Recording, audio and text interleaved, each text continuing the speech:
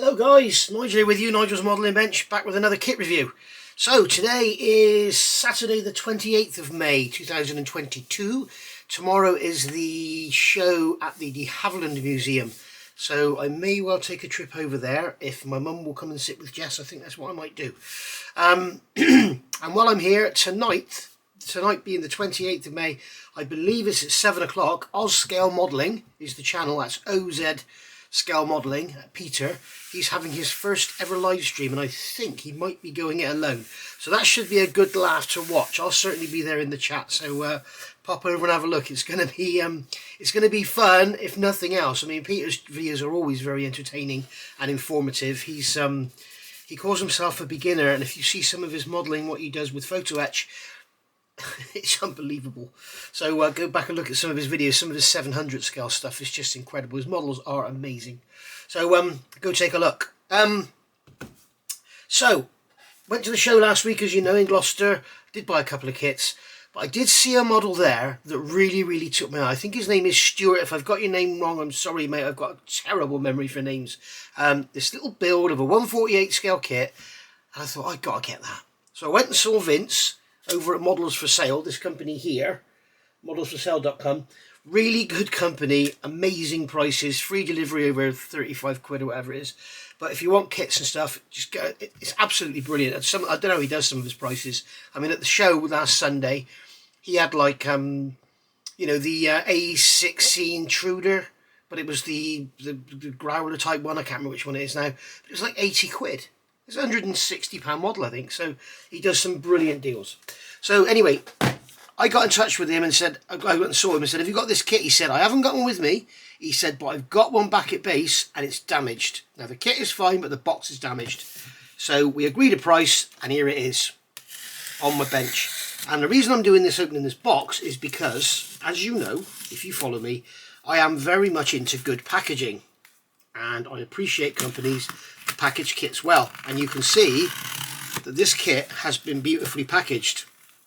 Even though the box is apparently damaged, we don't know. But you can see it's had a cardboard box wrapped around it, and it's lovely. So let's have a look inside and see what we've got in here. I can feel straight away the box has got some damage on it. Come out. Oh, there we go. There's the invoice. I won't bother showing you that. So there's the kit there. It is a Bristol Blenheim Mk1.F, and what a beautiful model this thing is when it's built. People talk about the heavy panel lining and everything on Airfix kits. I think this thing is wonderful. Obviously, as I say, it's opened, he's checked the kit out, but to see the model built up is absolutely beautiful. In this scheme here, with the sorry, getting loads of gloss reflection, with the brown on brown camouflage, it looked absolutely amazing. So really chuffed. I got this because I just want to build this. I just want to build it like I used to build models when I was 15 or whatever. I'm just going to follow the instructions, paint it, not do any super detailing, dry brush in and glue it together. And the guy that built it, as I said, I think his name was Stuart, I'm sorry if it's wrong, said the only problem with it is you've got a seam line at the middle of the glazing here which to deal with, but hey, we've got Mr. Surfacer for that. So a quick look around the box. Here we go. We've got CAD images on the side, which I don't like because a computer generated image is what they hope appears out of the molds, not what actually appears. So and there we can see there, you've got the cockpit, and you can see what Stuart, if that's your name, was talking about. You've got that glazing joined down the middle. So, but end of the box there, we can see kit number is A09186. It's a lot bigger than I thought it was going to be. And then over here, we've got the these are the schemes. So we've got Blenheim Mk1.F, number 23 Squadron, Wittering, Cambridgeshire, England, February 1940. And then we've got a Mk1.F in night scheme. We've got number 54 Operational Training Unit, Royal Air Force, Church Fenton, North Yorkshire, December 1940. I will be building that one. Look at the black underside, looks lovely, doesn't it? So really nice, very nice indeed. Now I don't know how old this kit is, so it may, oh, looks like it is the later plastic. It looks like it's not blue tack, so really nice. So we've got a bag of sprues there, all chucked in together. So unfortunately, maybe we'll have some damaged parts because of that, not because the box is damaged. As you can see, this is the beauty of Airfix kits. They do have very nice boxes, so it's rigid enough to protect the kit even though it's damaged. So we've got our decals there. We'll have a look at those in a minute.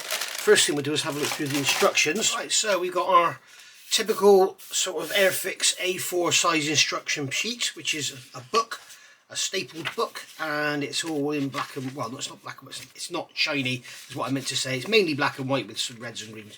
So we've got all different languages here. We've got some information about the aircraft and specifications, and then we go over here and we'll have some health and safety stuff. This will be telling you to read everything. We've got some assembly icons here. You can see the triangle is your step that you're at. You've got the white circle, which is the which is cement, so you're going to cement that part, and this is showing step 6. And then if you've got the black square, it's do not cement, and the red indicates final location, so like you can see here in step 1 you're gluing that to that, and there it is glued to that. So basically we're going through, this looks like a wing spar assembly here, and this is like a tub of some sort with some detail down the bottom. Not sure exactly what that is. It's not an aircraft I'm familiar with.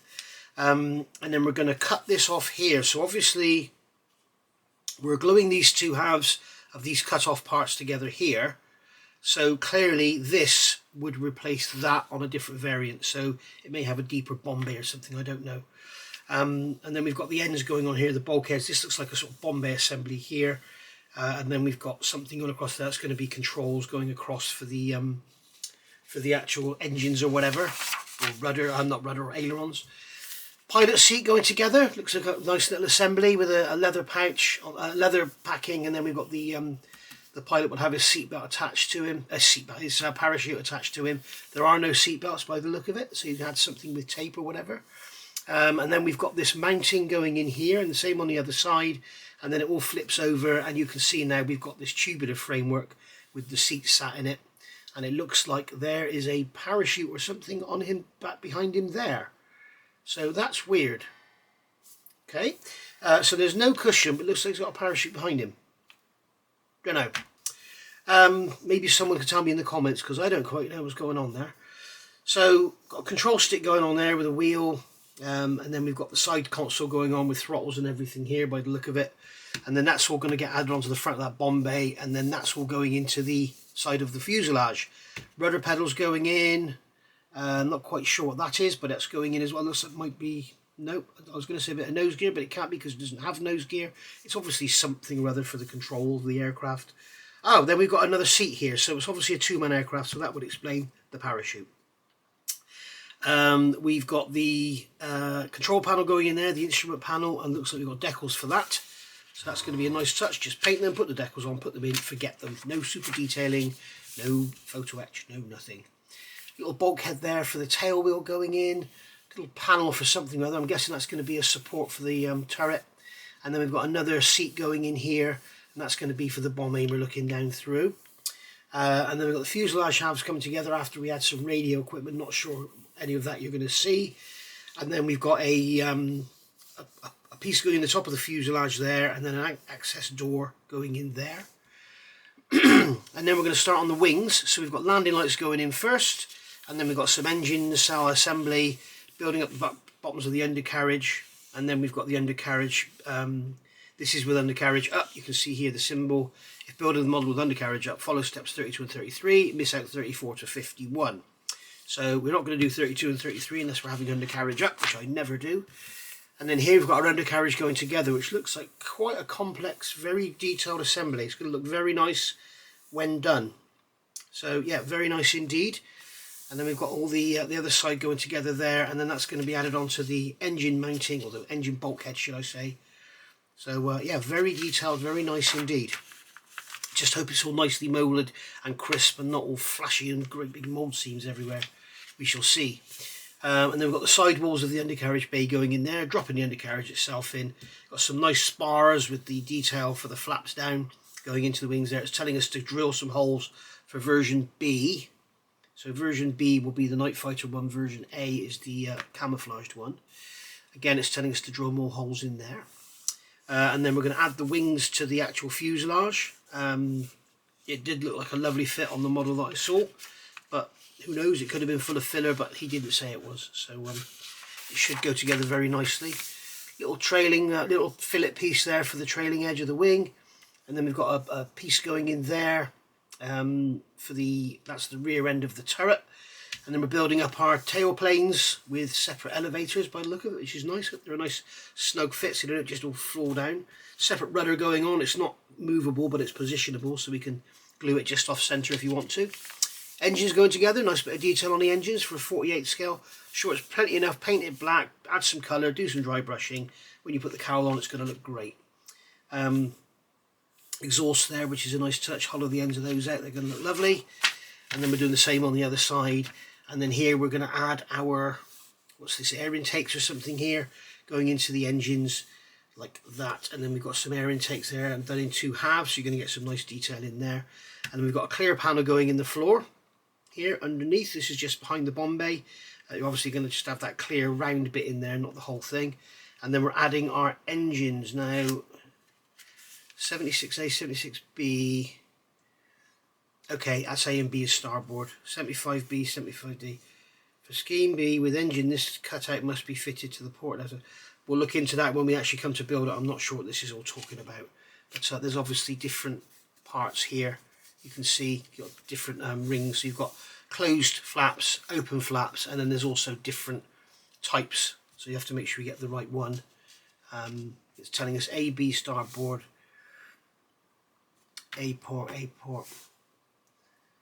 Interesting. So we shall have to look into that. And then we've got our flaps here. So it's telling us to remove some material if we're having the flaps up, I'm guessing. And then if you're having the flaps down, you don't remove the material. There's nothing in it that says, but that's showing you with them up and that's showing you with them down. So you pays your money, it takes your choice. This is the assembly of we've got the ailerons going in here. And then this is the assembly of the turret. It's very nicely detailed inside. Lots of bits and pieces going in there. Got the machine gun there, adding the glazing. That's going to look very nice indeed. And then we've got our undercarriage doors going on there. Building up the main gear, looks like they're flat spotted, and it looks like the tyres have lettering on them too, which is a nice touch. Adding the tail wheel in there. Very sensible building a sequence, not having the tail wheel at the beginning and all stuff like that. And then we've got the bomb bay door going on there. So obviously the bomb bay is going to be closed up because we've got these massive belly cannons going in. So they're going to look lovely. Got a flap, got a separate cowl flap there going in. And then we've got another one there, a pilot figure going in with a nice smiley face and a pair of glasses on. And then we've got him going in there, and then we've got this piece, whatever that is going on there, that's going to be part of the support for the glazing, and then that's going to go in there, and there's that join line that I was talking about, which will be no issue whatsoever. And then we've got the clear part going on the top there. So all in all, it's going to look fantastic, all that glazing. Probably worth buying a masking set for this because there's so much of it there. So easy to slip with all those angles as well when you're cutting, so probably buy a masking set. And then over the page, adding the props, adding the clear wingtip lights, which is a nice touch, clear cover for the landing lights, props going on, pitot tube, or is that the pitot tube there, one or the other. And then we've got the aerial going on there. I guess that's going to be an IFF sort of thing. And then we've got some antenna going on here. We've got something going in the side of the engine there, and that's it. So that's it for the instructions. Very nice, looks very nice indeed. Colour call outs here. Check when I'm getting a load of reflection. So we have the, this is the version A, as I say, number 23 Squadron, February 1940. Scheme currently applied to GBP1V, flying with the Aircraft Restoration Company in Duxford. So it's actually flying this one. So that's a nice touch. And then we've got this one here, which is the Night Fighter version. And as we know, we had holes being drilled in the wings. I can't quite see what they're for. I'm guessing, oh, okay, the antenna, this one doesn't have it because it's the Night Fighter. This has the extra antenna on it. So drilling those holes in the wings is just for the B version. I obviously missed that in the instructions. So there we go, very nice indeed. I will be doing that scheme there, which is lovely. Right, decals. Airfix decals, never usually a problem. Colours look great. They look nice and thin. They're not glossy, they're not matte. They look lovely. So we've got the silver walkways there for the Night Fighter and the black walkways there for the other one. And yeah, so this is going to be one scheme and this is going to be a Night Fighter scheme. So you're going to end up with some lovely spare roundels or whatever in you, whichever one you do. And we've got instrument panels there, and we've got also got some stenciling down in here, which I doubt you can see. There you go, you can just pick it up there. Got some stencil data there, so an instrument panel, yeah, which is going to look lovely. I would say if for building a kit and you want to add photo etch for the cockpit, this is probably one kit worth doing because it's got all that glass in it. So if that's the way you want to go, I would suggest that could be an option for you. So here we have a massive bag. So I'm going to cut the end off the bag and make sure I can get all the parts back in. So I better make sure we leave a little bit of excess. Hey, normally we're like cutting right up to the sprues and stuff. So we can get these sprues out of here. And it does look like from the colour that this is actually the later plastic. It certainly feels like it might be, and it certainly looks like it might be, but the surface detail and everything on it looks lovely. But it's a shame they chuck it all in one bag. It's okay doing that if you're a company like Mini Art and you put everything in one bag and then it's all tightly packed. But when it's all like this and it can all move around on top of each other, that's when things get damaged. So we'll start off here. This is sprue D, they're calling it frame D. So here we've got obviously got our fuselage halves. Bit of a sink mark there I've just noticed, but nothing to worry about. This is like the cockpit and everything with instrument panel, radios and everything there. There's the controls for the pilot. That looks like the tail wheel. And there's that piece that goes in the front to support the clear parts. But as we can see, we don't have any rivet detail, but the actual surface detail is lovely. It's really crisp, very, very sharp. And that was what really made me look at this model, is how lovely all the surface detail was. Because obviously, I'm going to keep saying Stuart if his name is wrong, I'm sorry, but Stuart had obviously given it a wash, like a flory wash or something, and it made all the detail really, really pop. And it did look very, very crisp indeed. A few ejector pin marks on the inside, but hey, you know, it's not going to be an issue. It's going to be covered up by all that beautiful framework on the inside, I think. But all in all, very nice indeed. So that's our first sprue. Then we've got another one here with the wings. Again, you can see we don't have any sinkage. We've got some rivet detail on here. We do have fastener detail in all the panels and everything. In fact, we've got raised detail on there. Wow. Everyone's going for raised detail at the moment. It's great. It's about bloody time. We've got raised rivet detail on there as well. Wow. This is something else from Airfix. Blimey. And it is very, very crisp and very, very sharp. And you'd notice it's absolutely flash free, and the seam lines are practically nothing there. But it's I don't know if you're going to pick it up on the camera, but across here we have raised rivet detail, which is really, really nice. And the panel lines, you can see that we've got hatches there with the rivet detail in there in those hatches. But you can see how crisp it all is. It's beautiful. Very, very nice indeed. Probably the best Airfix kit I've ever seen. So we've got these are our flaps. We've got the options of having them open or close. Remember, there's all the different variations. We've got our cannons there if you want to go down the master models route. I'm sure you'll get some cannons if you want them. Got that antenna there. Looks very much like the antenna that's put on the back of a Lancaster. I think it's friend or foe. There's the gun pod there. So you've got the separate guns. That's going to look nice rather than just having them moulded in. But see on those flaps, there's some nice detail on them. And those cowling flaps. We all like flaps, don't we? Hey, Sue? There we go. You have to drill the end of the guns if you're going to use them, or as I say, replace them with aftermarket. Big old sprue here with lots of stuff going on. We've got some bombs here that I didn't see used in the instructions. We've also got some bombs here, tiny ones. Looks like they'll just be for the spares box. So we've got wheels here with tyre lettering on, flatted tyres, engine back plate there, and then the front plate going on there. So that's all going to look great. Painted, dry brushed, lovely. Undercarriage, very, very nice. Looks like there's very, very little remnants of seam lines on there. Again, no flash, all lovely and crisp. Got some tiny ejector pin marks, very, very shallow. In areas where you're not really, I mean, these here you may want to deal with. But, or are they, actually no, that's the up doors, so that doesn't matter. These are the down doors. So there is some slight shallow ejector pin marks in there. Looks like that's exhausts there. And then we've got the undercarriage framing there. That's the engine bearers, I think. So yeah, good look at this all close up. It's very, very nice. There's no real sinkage or anything in the bases of the props. Very nice indeed. Those wheels look lovely. Those wheels and tyres. You can see on there we've got the tyre lettering on there. And going around here at the undercarriage, which is all very nice. All that framing there for the undercarriage. It's what you're going to see up in the undercarriage bay. It's actually engine bearers, I think. And you've got those bombs, which aren't in the instructions. More cowl flaps. Flaps galore on this one. Got some engine cowlings there. Engines, prop. And the spinner there, at the, not the spinner, the gearbox at the front of the engine.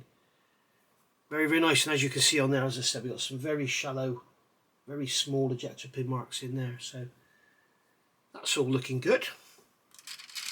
And we've got another sprue here which is exactly the same, so we don't need to look through that one. I'm amazed that nothing is off the sprues with it all just chucked in that bag. It's amazing. So here we have another main sprue. We've got our upper wing halves here. Looks like I've got a bit of damage. That's a bit weird.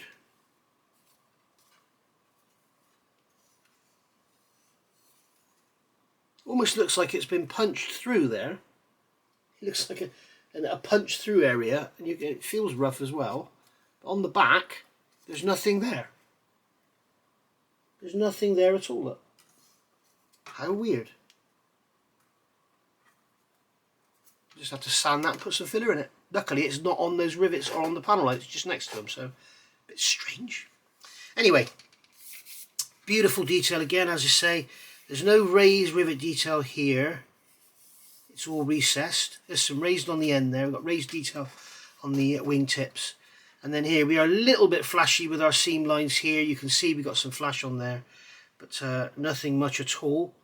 But all very, very nicely crisply moulded and sharp, as you can see. So here we go. And I'm just going to have to stop this video because the oven's going, my dinner's ready. Okay, we're back. So, lovely, lovely crisp detail on there. And as you can see, as I said, we've got some flash around all these parts here, but it's nothing much, just a scrape of a knife and it will be gone. So, I'm still not sure, I'll have to look into this, I'm not sure what this tub is here. It's like this tub that goes down into the roof of the bomb bay. And it looks like that's sort of depicting the top of the racks the machine guns hang off of the cannons. So, very nicely done. Nice to see they've kept ejector pin marks out of the wheelbase. We've got no ejector pin marks in the flap detail, which is really nice. Got some lovely seats and that down in there. So it's all very nice. We've got a pilot figure there. I say in the instructions they've done a face of a man with glasses. I'm assuming it's some sort of piss take of somebody at Airfix, but the man doesn't have glasses here. So there we go. And then our final sprue.